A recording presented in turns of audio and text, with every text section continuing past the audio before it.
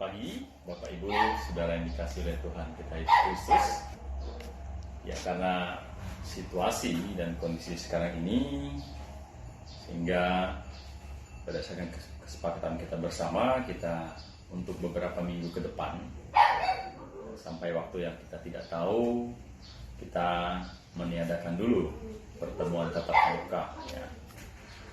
Kita berdoa semoga keadaan semakin membaik dan kita selalu dalam penyertaan dan perlindungan Tuhan. Mari kita berdoa sebelum kita merenungkan firman Tuhan bersama. Bapa kami di surga, terima kasih untuk waktu yang terbaik di hari Minggu kami anak-anak-Mu. Walaupun tidak bisa berkumpul secara fisik Tuhan, tetapi kami masih bisa punya kesempatan untuk merenungkan firman-Mu. Tuhan, pakai hamba-Mu yang akan menguraikan firman-Mu, agar firman-Mu yang kami baca, yang kami renungkan bersama ini bisa menguatkan iman kami Tuhan, terutama di tengah-tengah dunia yang bergejolak, dunia yang penuh dengan ketidakpastian. Kami membutuhkan firman-Mu yang adalah pelita bagi kaki kami dan terang bagi jalan kami, sehingga di tengah dunia yang gelap ini, tengah dunia yang bergoncang, kami memiliki kepastian iman. Tuhan, pakai hamba-Mu untuk menguraikan firman-Mu dan semua anak-anak-Mu di rumah masing-masing. Kiranya Tuhan memberkati. Puji nama Bapa dan nama Yesus kami berdoa dan bersyukur. Amin. Ya, Bapak Ibu, Saudara yang dikasihi oleh Tuhan kita Yesus Kristus, dengan adanya pandemi COVID ini, sebenarnya saya merenungkan beberapa hal. Ya, yang pertama bahwa memang dunia ini bukanlah tempat yang nyaman bagi kita. Ya. Kadang-kadang ketika sesuatu berjalan dengan baik, kita merasa wah ini enak dan sebagainya. Tetapi COVID ini mengajarkan kepada kita bahwa dunia bukanlah tempat kita. Makanya saya katakan bahwa apakah Tuhan izinkan ini terjadi? Ya benar, Tuhan izinkan terjadi. Karena dalam Matius pasal 10 berkata tidak ada satupun yang terjadi itu di luar kehendak Tuhan. Dan kalau itu terjadi, pasti ada rencana Tuhan di dalamnya. Ya, minimal bahwa COVID ini mengajarkan kepada kita, dunia ini bukanlah tempat kita. Membuat kita menantikan, merindukan ada tempat yang lebih baik. Itu yang pertama. Yang kedua, ini menyadarkan kepada kita akan apa? Bahwa kalau selama ini kita masih diberikan kesehatan, selama ini kalau kita masih diberikan kekuatan, itu semua adalah karena kasih karunia Tuhan. Lagu kita berkata apa? Suka dan duka silih berganti untuk menguatkan iman kita. Betul, saudara. Tuhan izinkan kita mengalami sukacita. Kadang-kala Tuhan izinkan kita mengalami duka cita. Kadang-kala Tuhan izinkan kita memiliki kesehatan. Tapi kadang-kala Tuhan izinkan kita supaya sakit. Pertanyaan, kok Tuhan mengapa izinkan kita mengalami sakit penyakit? Kenapa kok Tuhan izinkan kita mengalami kesulitan? Ya sebenarnya itu untuk mengajarkan kepada kita bahwa kita perlu mengucap syukur atas pemberian Tuhan. Kadang-kadang kita anggap kesehatan itu suatu hal yang biasa. Kita bangun pagi, kita bisa bernapas, kita bisa melakukan aktivitas ini, itu dan sebagainya. Nah, kita anggap itu biasa. Dan kapankah seseorang bisa menghargai kesehatan yang Tuhan berikan? Ya ketika dia sakit. Wah, ketika dia sakit, betapa dia merindukan tubuh yang nyaman, tubuh yang sehat, bisa pergi ke sana, bisa pergi ke sini, bisa melakukan banyak hal. Dan itu dia rindukan ketika dia sakit. Sehingga ketika dia sembuh dari sakit, dia akan bersyukur, oh Tuhan, rupanya selama ini, kalau saya sehat, kalau saya bisa ke sana kemari, bisa melakukan ini dan itu, bisa beraktivitas semuanya, itu semua adalah karena kasih karunia Tuhan. Artinya, di dalam suka maupun duka, dalam sehat maupun sakit, itu Tuhan izinkan, pasti ada kebaikannya. Dan poin ketiga, bahwa hal ini terjadi untuk apa? Untuk mengajarkan kita untuk bersandar kepada Tuhan. COVID itu mengajarkan kepada kita bahwa tidak ada tempat sandaran, tidak ada tempat yang kita bisa percaya selain daripada Tuhan. Mungkin dulu orang berpikir, oh gampang kalau sakit, kalau saya banyak uang, saya bisa pergi ke rumah sakit terbaik. Kalau saya banyak uang, saya bisa pergi kemana mendapatkan kesehatan yang terbaik, perawatan yang terbaik, aja semuanya aman.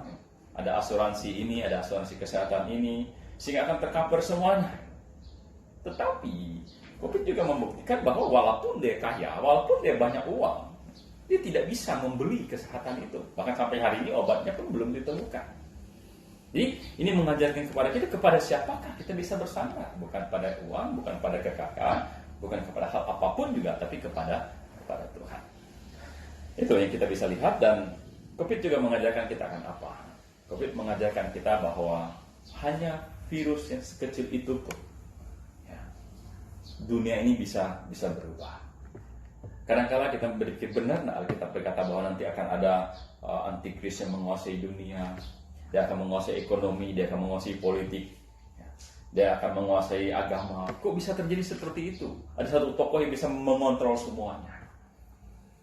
Mungkin kita bertanya sebelumnya, kok bisa terjadi? Mungkinkah itu bisa terjadi? Tetapi COVID ini mengajarkan kepada kita hanya virus yang kita lihat, kita tidak tahu di mana dia berada, tapi itu bisa mengontrol seluruh dunia. Dunia terfokus kepada sana.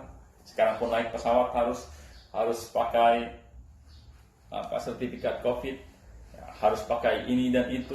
Orang kalau tidak antigen, tidak PCR, tidak tes COVID, tidak ada sertifikat, tidak bisa naik pesawat. Itu sedikit sudah mulai teratur, diarahkan ke sana, dikontrol manusia. Nah, itu mengajarkan kepada kita bahwa kedatangan Tuhan sudah semakin dekat. Bapak Ibu Saudara yang dikasihi oleh Tuhan Yesus Kristus. Tetapi bukan itu yang saya ingin bawa renungan kita di pagi hari ini. Sesuai dengan apa yang saya sudah janjikan di minggu kemarin, bahwa kita di bulan Juni, Juli, dan sekarang kita masuk di awal bulan Juli, kita akan berbicara tentang kelahiran Yesus Kristus. Karena kita percaya Yesus lahir antara bulan Juni dan Juli. Dan minggu lalu saya sudah membahas firman Tuhan tentang ada janji kedatangan Tuhan di dalam Matius pasal 1, ya, ayat yang ke-23. Sesungguhnya anak darah itu akan mengandung dan melahirkan seorang anak laki-laki, dan mereka menamakan dia Immanuel, yang artinya Allah beserta kita. Jadi sesungguhnya anak darah itu akan melahirkan seorang anak laki-laki, dan akan menamakan dia Immanuel. Dan di ayat yang ke-21 dibilang, engkau akan menamakan dia Yesus, karena dialah yang akan menyelamatkan umatnya dari dosa. Nah, minggu lalu saya sudah bahas ada janji Tuhan, ya, akan menurunkan sang juru selamat lewat Yusuf dan Maria. Dan juru selamat ini juru selamat semua manusia. Dan iblis tahu akan janji itu, dan dia berusaha untuk menggagalkan rencana itu. Minggu lalu sudah bahas mulai dari Abraham, di mana Sarah pernah mau diambil oleh Firaun menjadi istrinya, digagalkan oleh Tuhan. Sarah pernah mau diambil Abimelek menjadi istrinya, digagalkan oleh Tuhan. Sarah pernah memberikan Hagar kepada Abraham, digagalkan oleh Tuhan. Tuhan bukan dari Hagar, tetapi dari istri Musa. Ada banyak peristiwa di mana iblis berusaha menggagalkan dan terus menggagalkannya. Bahkan ketika orang percaya sekalipun, iblis juga akan berusaha menggagalkan. Jangan sampai dia tetap di dalam iman kepada Yesus Kristus. Itu poin kita di minggu lalu, bahwa ada janji Tuhan, dan iblis berusaha untuk menggagalkan setiap janji Tuhan itu, berbicara masalah keselamatan. Dan pada pagi hari ini saya masuk ke poin kedua kita. Kalau minggu lalu ada janji Tuhan, dan iblis, poin pertamanya adalah iblis berusaha untuk menggagalkan janji Tuhan. Pada poin yang kedua ini adalah saya mengajak kita merenungkan bahwa Tuhan memakai pribadi demi pribadi dalam janjinya itu. Jadi, Tuhan memakai pribadi demi pribadi di dalam janjinya itu. Dan kita akan melihat seperti apakah pribadi-pribadi yang Tuhan pilih dari sekian banyak orang di muka bumi ini, yang Tuhan pilih untuk menjadi jalur Sang Mesias itu. Siapa mereka? Apa yang mereka miliki sehingga mereka bisa dipilih? Apa yang mereka miliki sehingga mereka bisa dipakai oleh Tuhan? Dan kita juga akan bertanya, kalau itu yang mereka miliki selama hidup mereka sehingga membuat mereka bisa dipakai oleh Tuhan, dan kita akan berkata, Tuhan, saya pun juga mau seperti mereka, agar hidup saya yang sementara ini bisa berguna untuk kemuliaan nama Tuhan, bisa menjadi berkat bagi banyak orang. Nah, karena itulah saya ingin mengajak kita membaca satu ayat firman Tuhan di dalam Injil Matius pasal yang pertama, ayat yang pertama. Dikatakan, inilah silsilah Yesus Kristus, anak Daud, anak Abraham. Jadi, Matius pasal 1, ayat 1 berkata, inilah silsilah Yesus Kristus, anak Daud, anak Abraham. Jadi, Yesus Kristus, anak di sini maksudnya adalah keturunan. Inilah silsilah Yesus Kristus, keturunan Daud, keturunan Abraham. Jadi Yesus Kristus adalah keturunan Daud, dan sebelum Daud, Yesus Kristus adalah keturunan Abraham. Nah, pada pagi hari ini saya ingin mengajak melihat lebih dalam seperti apakah pribadi yang bernama Abraham, yang oleh keturunan dialah nantinya sang juru selamat itu dilahirkan. Allah dari tahtanya di surga dan melihat di mana siapakah pribadi di muka bumi ini sang bisa pakai untuk menjadi jalur sang Mesias. Dan Tuhan menemukan, Tuhan menemukan ada Abraham yang memiliki hati, ada Abraham yang mengasihi Tuhan, ada Abraham yang cocok dipilih untuk menjadi ayah, untuk menjadi jalur sang Mesias. Dan itu adalah Abraham. Karena itu pada pagi hari ini kita akan berbicara tentang Abraham. Apa yang dimiliki oleh Abraham sehingga dia dipilih oleh Tuhan untuk menjadi jalur sang Mesias itu. Mari kita buka Alkitab kita di dalam Kejadian pasal yang ke-12 dari ayat yang pertama sampai ayat yang ketiga. Ketika kita berbicara masalah panggilan Tuhan kepada Abraham untuk menjadi jalur sang Mesias, maka tidak bisa tidak kita harus kembali ke Kejadian pasal 12 ayat yang pertama sampai ayatnya ke-3. Saya akan bacakan bagi kita. Judul berikutnya adalah Abraham dipanggil Allah. Berfirmanlah Tuhan kepada Abraham, pergilah dari negerimu, dari sanak saudaramu, dan dari rumah bapamu ini, ke negeri yang akan kutunjukkan kepadamu. Aku akan membuat engkau menjadi bangsa yang besar, dan memberkati engkau, serta membuat namamu masyhur, dan engkau akan menjadi berkat. Aku akan memberkati orang-orang yang memberkati engkau, dan mengutuk orang-orang yang mengutuk engkau. Dan olehmu, semua kaum di muka bumi akan mendapat berkat. Bapak Ibu Saudaraku yang dikasihi oleh Tuhan Yesus Kristus, ini adalah panggilan Allah kepada Abraham. Panggilan ini agar dia pergi dari Ur Kasdim. Itu ada tanah negerinya dia, dari sanak saudaranya, dari apa lagi? Dari rumah bapaknya, ke negeri akan kutunjukkan kepadamu. Dan Tuhan berjanji, oleh keturunanmu, oleh engkau, di ayat 3, semua kaum di muka bumi ini akan mendapat berkat. Bapak Ibu Saudaraku yang dikasihi oleh Tuhan Yesus Kristus, kaum di muka bumi ini sangat banyak sekali. Dan kaum di muka bumi ini hidup baik dari zaman Abraham, sesudah Abraham dan sampai hari ini. Pertanyaan kita adalah, berkat Abraham apakah yang olehnya semua kaum, baik hidup zaman Abraham, sesudah zaman Abraham, sampai hari ini, bahkan sampai kedatangan Tuhan nanti, bahkan sampai akhir bumi ini, manusia bisa mulai berkat. Kalau hanya berkat materi, Abraham sudah tidak ada, berkatnya sudah habis, sudah. Sebenarnya ini adalah janji tentang oleh keturunan Abraham, semua kaum di muka bumi ini mendapat berkat. Matius pasal 1 ayat 1 yang barusan kita baca. Inilah Yesus Kristus, anak Daud, anak Abraham. Jadi oleh keturunan Abraham, yaitu Yesus Kristus, keselamatan disediakan kepada semua suku, semua kaum, semua bangsa, dan semua pribadi di muka bumi ini. Baik dari zaman Adam sampai manusia yang terakhir. Nah, ini ada janji akan sang Mesias itu. Ini janji bahwa oleh keturunan Abraham, sang Mesias itu akan dilahirkan. Tapi Bapak Ibu Saudara yang dikasihi oleh Tuhan Yesus Kristus, kita melihat di Kejadian pasal 12 dari ayat 1 sampai ayat 3, apa yang dimiliki oleh Abraham sehingga Tuhan memakainya. Hati apa yang Tuhan lihat dari Abraham?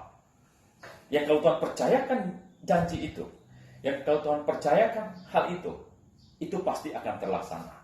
Yang pertama, saya dapatkan bahwa yang dimiliki oleh Abraham adalah Abraham, dia sungguh-sungguh percaya kepada Tuhan.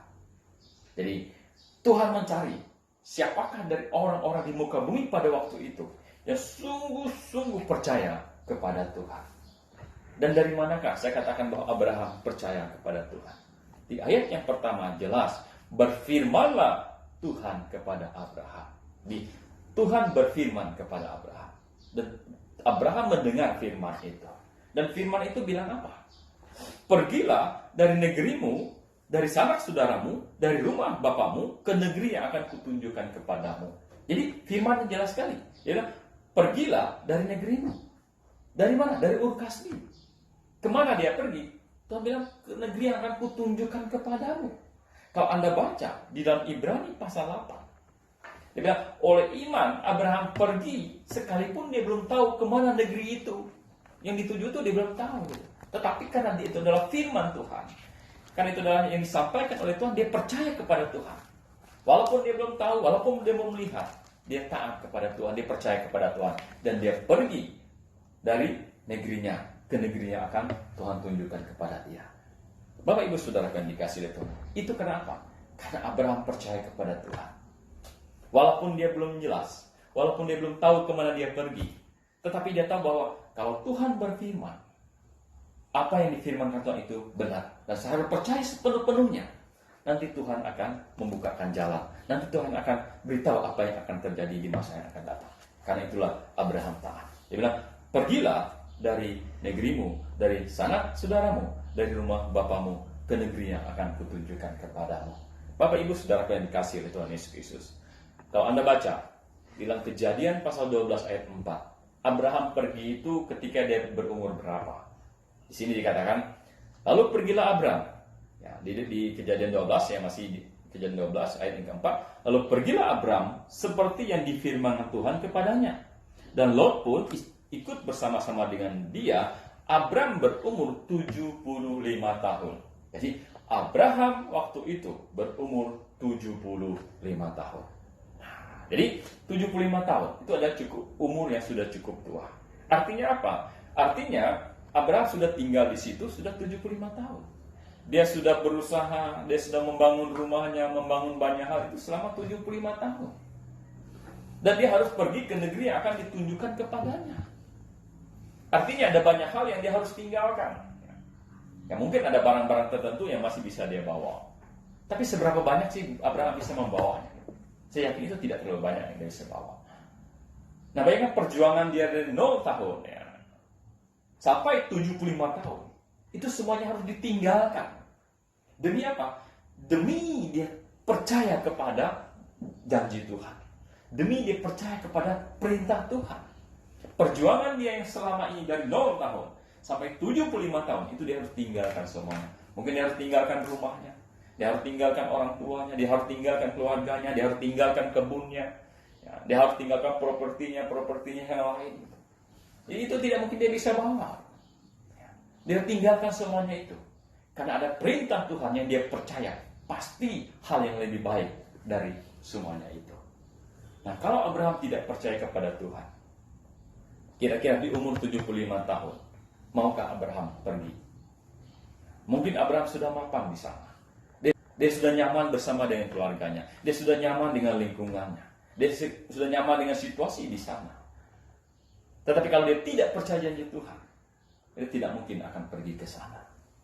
Karena itulah, poin pertama kita, Abraham percaya kepada Tuhan. Kepercayaan dia kepada Tuhan itu memampukan dia untuk meninggalkan segala-galanya. Yang penting Tuhan disenangkan. Bapak Ibu Saudaraku, ini satu hal yang luar biasa. Meninggalkan negerinya, meninggalkan sanak saudaranya, meninggalkan rumah bapaknya. Demi apa? Demi firman Tuhan.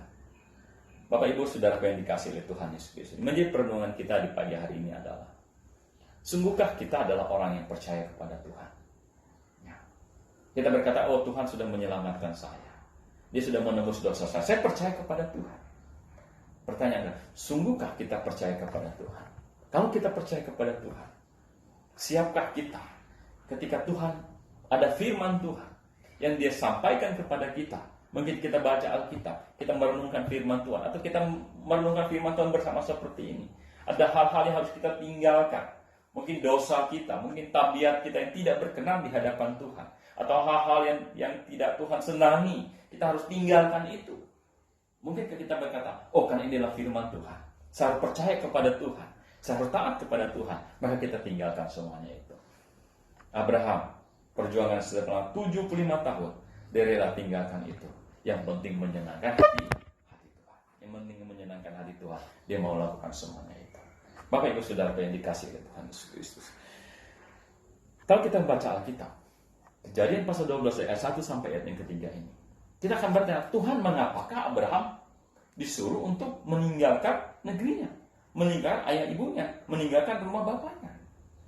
Sebenarnya Tuhan ingin Abraham tidak terkontaminasi oleh penyembah-penyembah berhala di tempat itu. Tuhan tidak ingin Abraham terpengaruh oleh sanaknya, saudaranya dan sebagainya yang akan menghambat janji-janji Tuhan. Maka Tuhan harus pisahkan Abraham dari sanaknya, dari keluarganya, dari rumah bapaknya.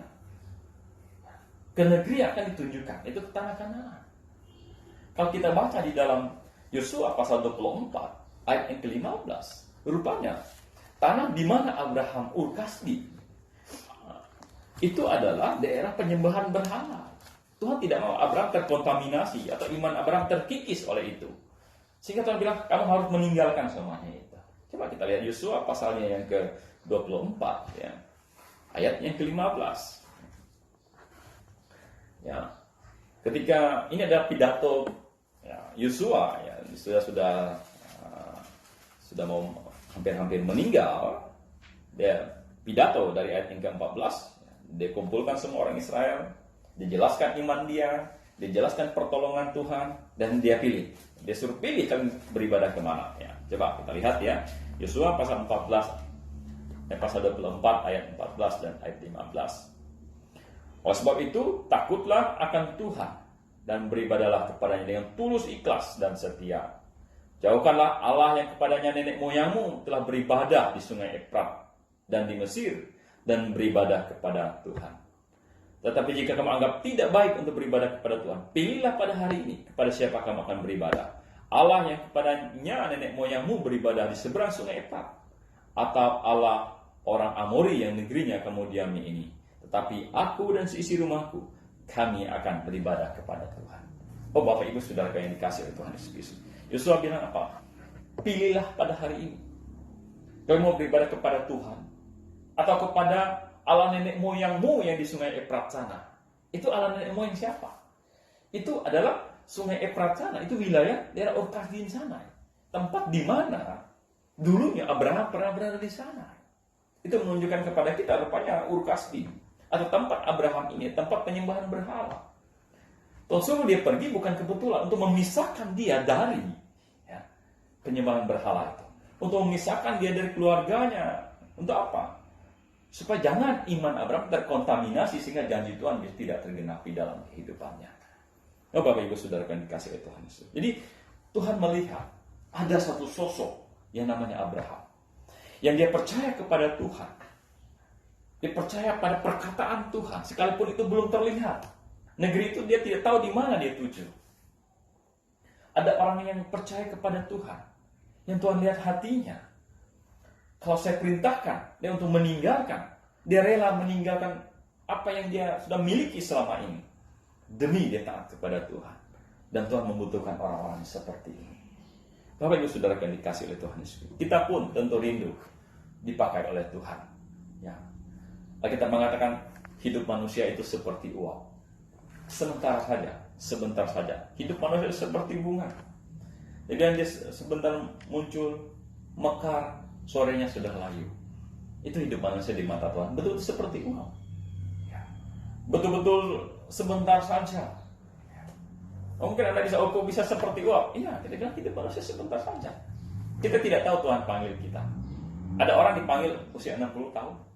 Ada orang dipanggil usia 36 tahun. Ada orang dipanggil 6 tahun. Atau bahkan lebih lagi, lebih kecil daripada itu. Betul-betul sementara.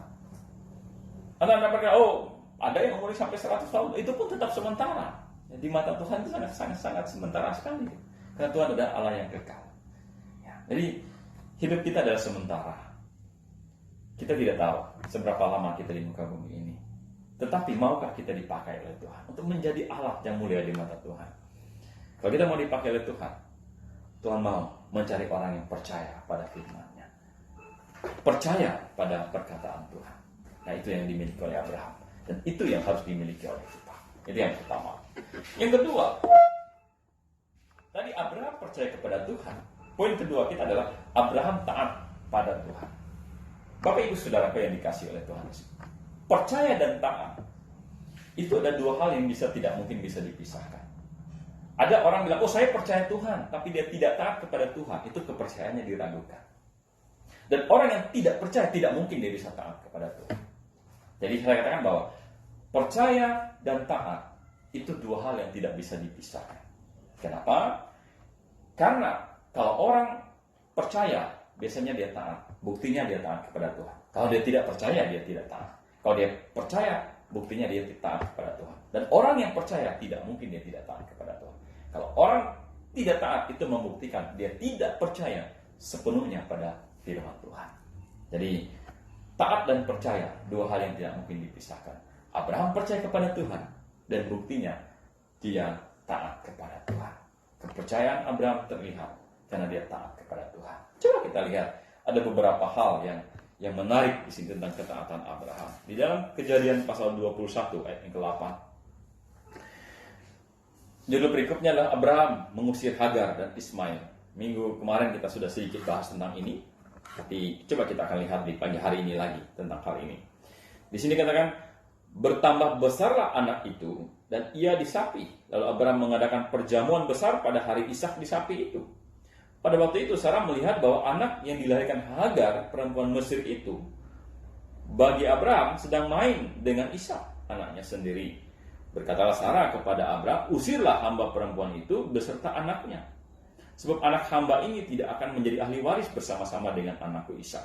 Hal itu sangat menyebalkan Abraham oleh karena anak itu.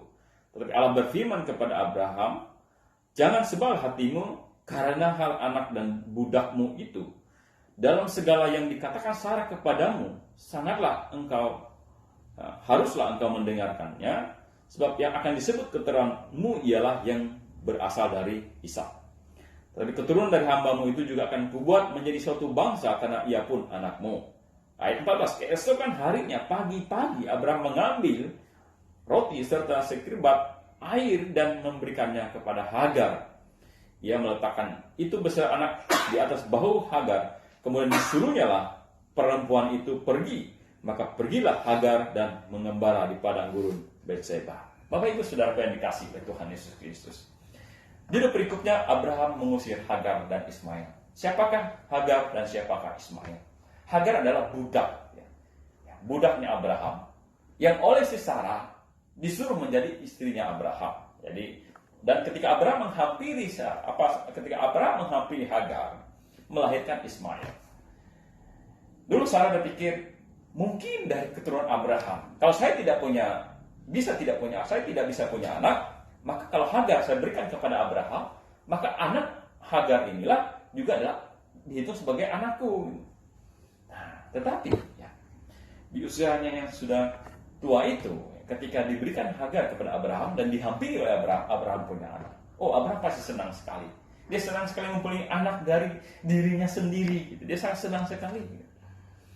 Dan Ishak lahir itu ketika Ismail kurang lebih berumur sekitar 13 tahun. Artinya sudah cukup lama dia bersama-sama dengan si Ishak ini.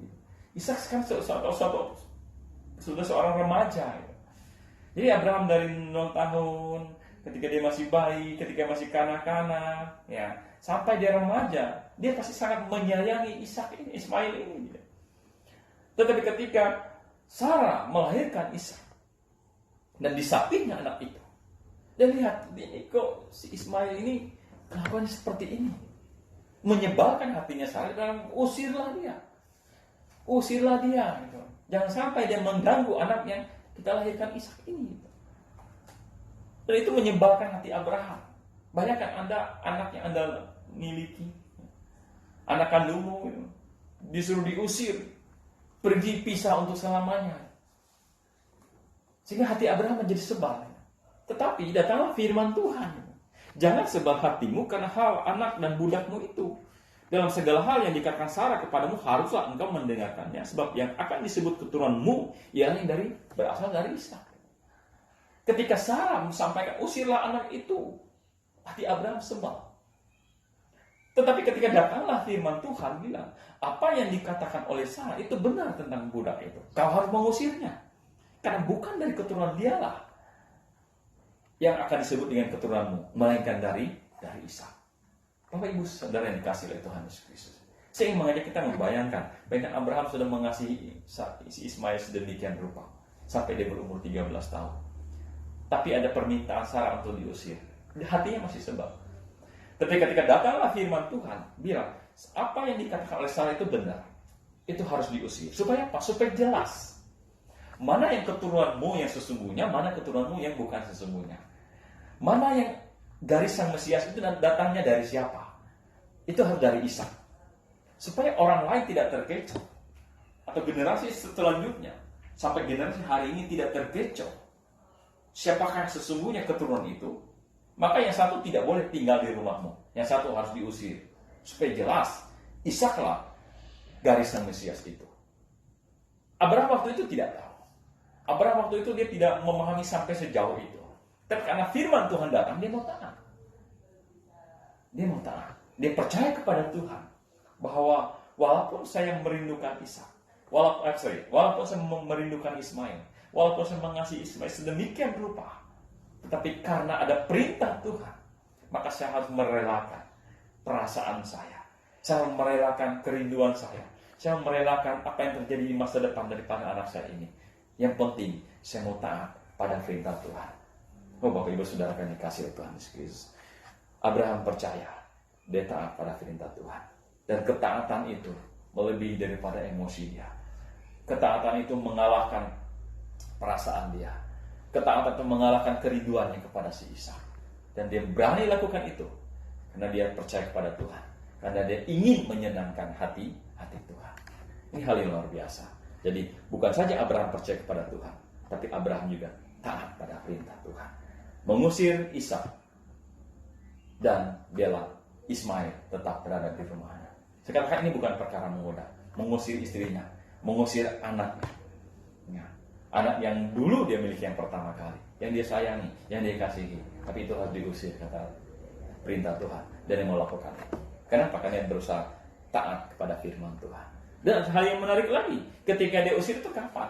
Di ayat 14. Keesokan harinya, pagi-pagi Abraham mengambil roti serta sekeribat air dan memberikannya kepada Hagar, yang meletakkan itu beserta anaknya di atas bahu Hagar. Kemudian disuruhnya perempuan itu pergi, maka pergilah Hagar dan membara di padang gurun Betseba. Menarik. Taat. Tetapi dia tidak menunda-nunda.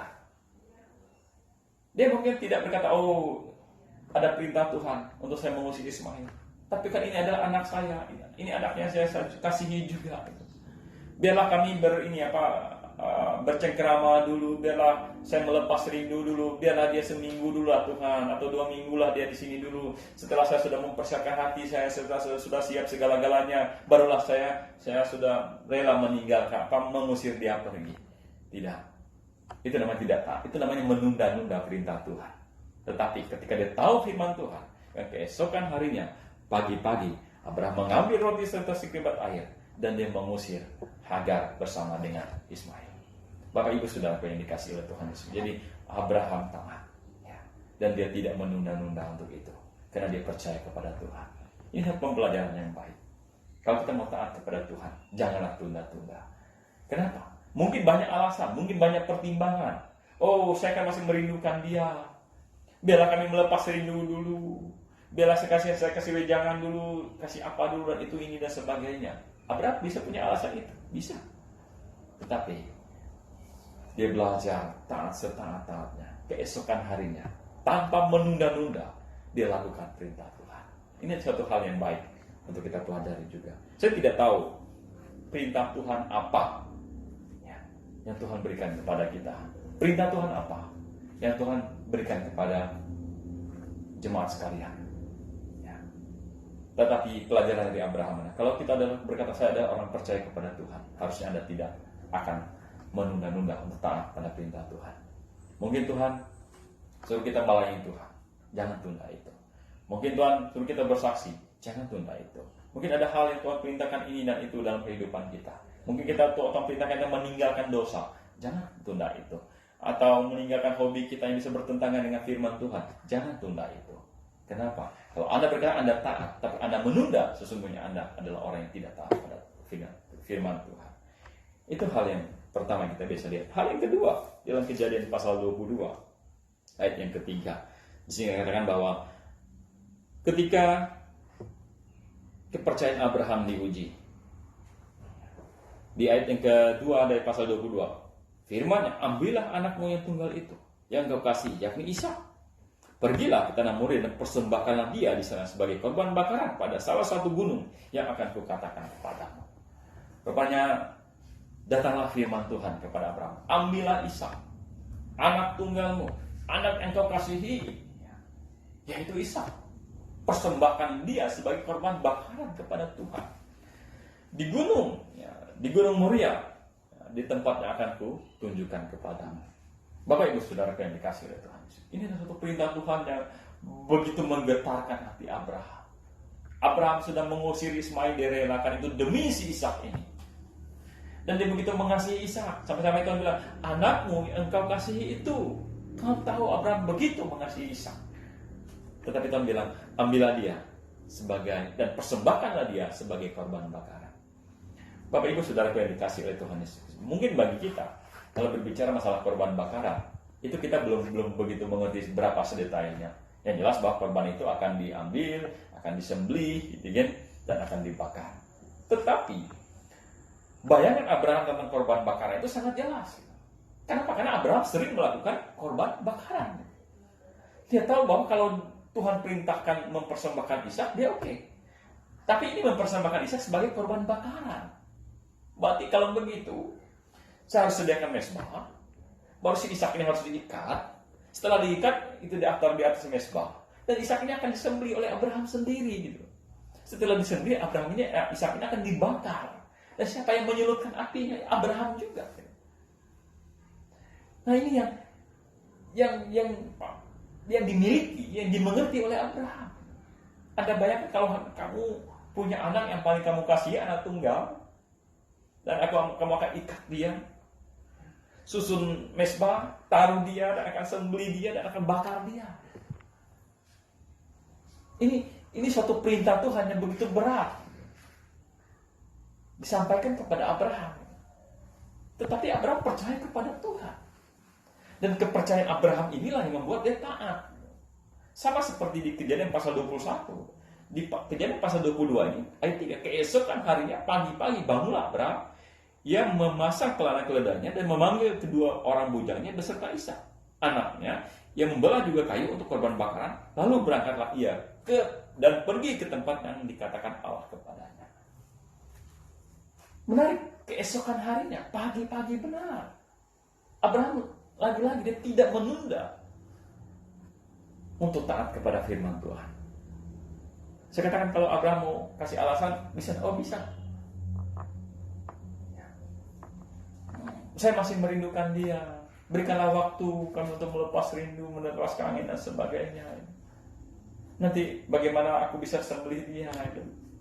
Bukankah Tuhan bilang tidak boleh mempersembahkan korban manusia dan sebagainya? Dia punya alasan sebenarnya kalau dia mau memberikan alasan. Tetapi pembelajaran yang baik yang kita miliki daripada Abraham adalah dia taat pada firman Tuhan. Kenapa dia taat? Karena dia percaya kepada firman Tuhan. Saya tadi merenungkan, mengapa Abraham begitu taat? Sebenarnya dia taat. Kenapa? Karena dia percaya sepenuhnya kepada Tuhan. Dan dia tahu walaupun dia belum melihat tanah Kanaan, walaupun dia belum melihat apa yang terjadi tentang si Ishak ini, tetapi dia percaya firman Tuhan pasti benar. Percaya firman Tuhan yang diberikan kepada dia itu pasti yang terbaik. Dia percaya firman Tuhan yang akan dia taati, walaupun itu berat, pasti adalah untuk kebaikan bagi dia. Sehingga walaupun dia belum tahu, walaupun dia belum melihat, tetapi dia tahu apa yang Tuhan berikan, itu pasti yang terbaik. Dia percaya sepenuhnya kepada Tuhan. Tuhan tidak mungkin berlaku tidak adil. Tuhan tidak mungkin berlaku tidak setia. Tuhan tidak mungkin berlaku curang pada Abraham. Itu yang dimiliki oleh Abraham. Sehingga apa? Seberat apapun perintah itu, melepaskan yang paling dia kasihi, yang paling berharga yang dia miliki, tidaklah beban, tidaklah berat bagi Abraham. Kenapa? Karena dia percaya kepada Tuhan. Nah, ini satu pelajaran yang baik.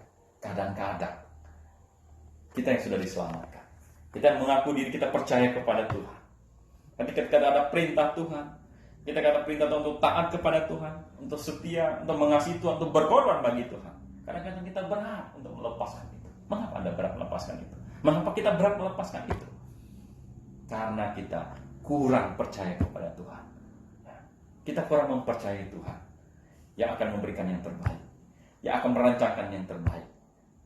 Tidak berlaku curang, yang akan setia dan adil kepada kita. Ya, ini yang dimiliki oleh Abraham. Abraham percaya kepada Tuhan.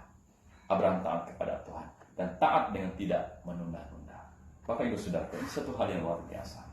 Ketika saya merenungkan tentang ketaatan dan tidak menunda-nunda, rupanya inilah yang dimiliki oleh Abraham. Yang tidak dimiliki oleh banyak orang pada waktu itu. Sehingga Abraham dipilih oleh Tuhan. Nah, saya dapatkan juga Yusuf. Coba kita lihat. Ya, Matius pasal yang ke-1 ayat 24. Jadi, orang-orang yang Tuhan pilih untuk menjadi saluran berkatnya, untuk menjadi alatnya, adalah orang-orang yang taatnya dengan tidak menunda-nunda. Coba kita lihat. Di Matius pasal 1, sebenarnya dari ayat 18 sampai ayat yang ke-25, tentang kelahiran Yesus Kristus, tapi kita tidak perlu baca semuanya. Intinya bahwa pada waktu itu ya, mereka sudah bertunangan dan tiba-tiba si Yusuf menyadari kok istrinya sudah mengandung, tunangan sudah mengandung, dia ingin menceraikan Maria pada waktu itu. Tetapi dikatakan bahwa datanglah Tuhan memberikan mimpi. Coba kita baca aja ya. Kelahiran Yesus Kristus adalah seperti berikut. Pada waktu Maria ibunya bertunangan dengan Yusuf, ternyata ia mengandung dari Roh Kudus sebelum mereka hidup sebagai suami istri. Karena Yusuf suaminya seorang yang tulus hati dan tidak mau mencemarkan nama istrinya di muka umum, ia bermaksud menceraikannya diam-diam.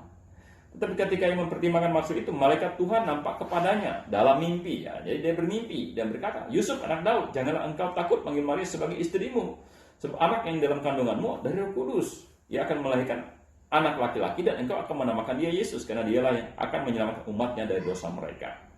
Hal itu terjadi supaya genaplah yang difirmankan Tuhan oleh Nabi. Sesungguhnya anak darah itu akan mengandung dan melahirkan seorang anak laki-laki, dan mereka akan menamakan dia Immanuel, yang berarti Allah menyertai kita. Ayat 4. Sesudah bangun dari tidurnya, Yusuf pun berbuat seperti yang diperintahkan malaikat Tuhan itu kepadanya, yang mengambil Maria sebagai istrinya. Oh, Bapak Ibu Saudara yang dikasihi Tuhan Yesus Kristus, bahwa Yusuf mendengar Tuhan bilang, ambil Maria sebagai istrimu. Dan Alkitab bilang, sebangunnya dari tidur, Yusuf berbuat seperti yang diperintahkan malaikat itu kepadanya. Jadi dia taat, dia setia kepada Tuhan. Dan kalau Anda baca lagi di dalam Matius, coba kita lihat Matius pasal 2 juga, ketika Herodes ingin membunuh anak-anak 2 tahun ke bawah, datanglah firman Tuhan padanya. Di ayat yang ke-13-nya. Setelah orang-orang maju itu berangkat, nampaklah malaikat Tuhan kepada Yusuf dan dalam mimpi, dan mereka, bangunlah, ambillah anak itu serta ibunya, larikanlah ke Mesir dan tinggallah di sana, sampai aku berfirman kepadamu, karena Herodes akan mencari anak itu untuk membunuh dia. Ayat 14-nya. Maka Yusuf pun bangunlah, diambillah anak itu serta ibunya malam itu juga, lalu menyingkir ke Mesir. Datang firman dalam mimpi, dia bangun, dan dia katakan, malam itu juga dia menyingkir ke Mesir. Kalau dia tidak menyingkir, mungkin salah satu yang akan dibantai. Tapi malam itu juga dia taat setaat-taatnya dengan tidak menunda-nunda. Bapak Ibu Saudara yang dikasihi oleh Tuhan, mengapa kita tidak taat? Sebenarnya karena kita kurang percaya. Karena kita kurang mempercayai firman Tuhan. Tetapi firman Tuhan adalah ya dan amin. Apa yang terus semuanya akan digenapi. Satu iota, satu titik pun tidak mungkin ditiadakan, semuanya akan digenapi. Karena itulah pada pagi hari ini, dalam segala situasi apapun juga, kita belajar bersandar pada firman Tuhan, percaya kepada Tuhan, dan belajar taat kepada Tuhan. Ya. Mungkin Tuhan bilang, carilah pasangan yang seimbang. Hati mau taat itu. Mungkin Anda tidak tahu apa yang terjadi kalau saya memilih pasangan yang seimbang. Kenapa harus seimbang? Kenapa harus sama-sama percaya kepada Tuhan? Ya, banyak hal yang Abraham tidak tahu. Tetapi dia tahu perintah Tuhan adalah perintah yang terbaik. Karena Tuhan tahu harus sama-sama orang yang percaya kepada Tuhan. Perintah Tuhan dalam hal apa lagi? Meninggalkan dosa. Perintah Tuhan dalam hal apa lagi? Melayani Tuhan, berkorban bagi Tuhan dan sebagainya. Marilah kita taat. Kenapa? Tuhan dipilih oleh Allah. Karena Tuhan melihat ada hati Abraham yang percaya. Ada hati Abraham yang akan taat kepada firman Tuhan. Karena itulah dalam Amsal berkata apa? Jagalah hati dengan segala kewaspadaan. Karena dari situlah terpancar kehidupan. Orang lain tidak tahu, tapi Tuhan tahu Abraham. Orang lain tidak tahu, tapi Tuhan tahu hati Yusuf. Orang lain tidak tahu, tapi kita perlu menjaga hati kita di hadapan Tuhan. Agar kita layak untuk dipakai oleh Tuhan semasa hidup kita di dunia ini, agar hidup kita berarti, agar ketika kita pulang nanti kita akan mendapatkan mahkota demi mahkota yang Tuhan berikan bagi kita. Itu adalah hidup yang sesungguhnya, itu adalah hidup yang berarti. Karena itulah firman Tuhan mengajarkan kita, marilah kita percaya pada firman Tuhan. Dan kalau Anda percaya, Anda pasti akan taat pada firman Tuhan. Kalau Anda tidak taat, membuktikan sampai hari ini Anda tidak sungguh-sungguh percaya kepada Tuhan. Tetapi saya mau orang-orang GBA sudah mengerti kebenaran, kita taat dan setia kepada Tuhan. Amin. Maranatha. Semoga kita sehat selalu dan selalu dalam lindungan Tuhan. Sampai berjumpa kembali. Amin.